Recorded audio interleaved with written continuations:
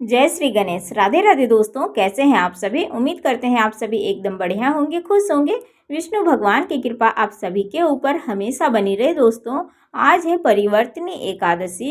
इस एकादशी को पद्मा एकादशी और जलझूलनी एकादशी के नाम से भी जानते हैं। और इस बार परिवर्तनी एकादशी का व्रत 3 सितंबर 2025 दिन बुधवार पड़ रहा है। आज के दिन ये व्रत को रखा जाएगा।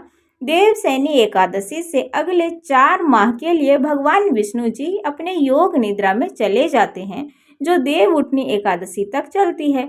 इसी बीच परिवर्तनी एकादशी के दिन भगवान विष्णु जी अपना करवट बदलते हैं, इसलिए इस दिन को परिवर्तनी एकादशी के नाम से जानते हैं। भगवान विष्णु और माता लक्ष्मी जी की इस दिन विधिवत पूजा करने से हर दुख दर्द से हमें छुटकारा मिलती है और विष्णु भगवान की असीम कृपा हम पर बनी रहती है। तो चलिए दोस्तों, आप सभी को सुनाते हैं आज परिवर्तनी एकादशी व्रत की कथा को पूरा सुनिएगा दोस्तों। अगर पसंद आए तो वीडियो को लाइक आप सभी जरूर कर दीजिएगा। कथा कुछ इस प्रकार से है। युधिष्ठिर ने कहा, हे भगवान, आपने भाद्रपद कृष्ण पक्ष की एकादशी अर्थात अजा एकादशी का सविस्तार वर्णन सुनाया है।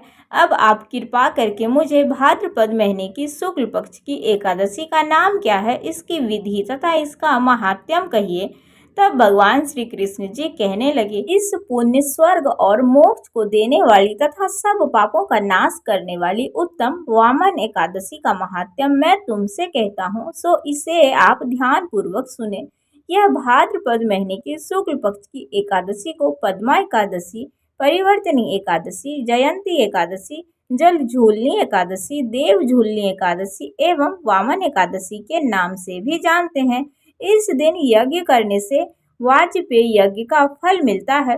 पापियों के पाप नाश करने के लिए इससे बढ़कर कोई उपाय नहीं।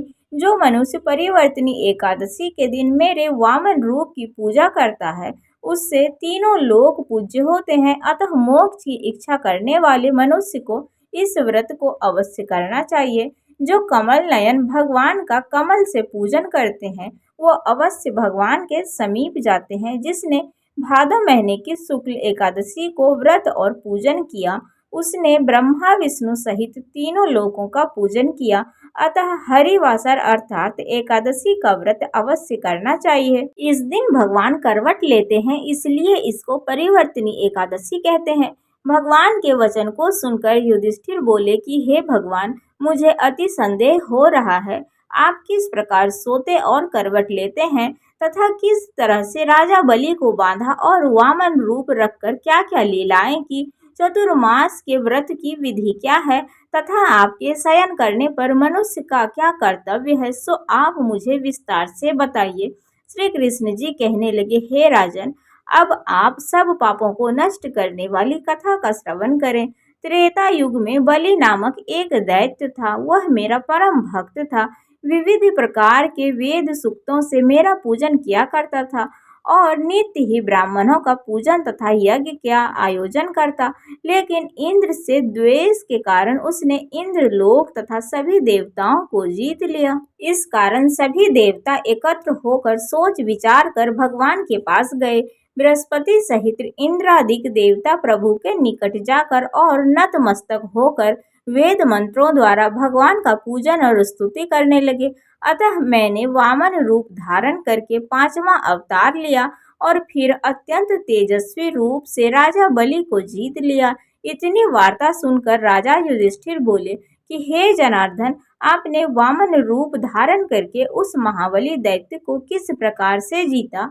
श्री कृष्ण जी कहने लगे, मैंने वामन रूपधारी ब्रह्मचारी बलि से 3 पग भूमि की याचना करते हुए कहा कि ये मुझको 3 लोक के समान है और हे राजन, यह तुमको अवश्य ही देनी होगी। राजा बलि ने इसे तुच्छ याचना समझकर 3 पग भूमि का संकल्प मुझको दे दिया और मैंने अपने त्रिविक्रम रूप को बढ़ाकर यहाँ तक कि भूलोक में पद, भूर्वलोक में जंघा, स्वर्गलोक में कमर, महलोक में पेट और जनलोक में हृदय, यमलोक में कंठ की स्थापना कर सत्यलोक में मुख उसके ऊपर मस्तक स्थापित किया। सूर्य, चंद्रमा आदि सब ग्रह गण, योग नक्षत्र, इंद्रादिक देवता और शेष आदि सब नाग गणों ने विविध प्रकार से वेद सूक्तों से प्रार्थना की। तब मैंने राजा बलि का हाथ पकड़कर कहा कि हे राजन, एक पग से पृथ्वी, दूसरे से स्वर्गलोक पूर्ण हो गए, अब तीसरा पग मैं कहाँ रखूं? तब बलि ने अपना सिर झुका लिया और मैंने अपना पैर उसके मस्तक पर रख दिया, जिससे मेरा वह भक्त पाताल लोक को चला गया। फिर उसकी विनती और नम्रता को देखकर मैंने कहा कि हे बलि, मैं सदैव तुम्हारे निकट ही रहूंगा। विरोचन पुत्र बलि के कहने पर भाद्रपद शुक्ल एकादशी के दिन बलि के आश्रम में मेरी मूर्ति स्थापित हुई।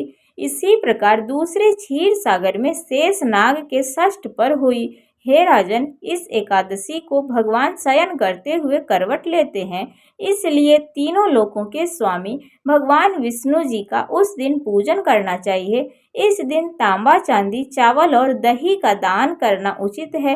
रात्रि को जागरण अवश्य करना चाहिए। जो भी मनुष्य विधि पूर्वक इस एकादशी का व्रत को करते हैं, वो सब पापों से मुक्त होकर स्वर्ग में जाकर चंद्रमा के समान प्रकाशित होते हैं और यश पाते हैं। जो पाप नाशक इस कथा को पढ़ते हैं या सुनते हैं, उनको 1000 अश्वमेध यज्ञ का फल प्राप्त होता है।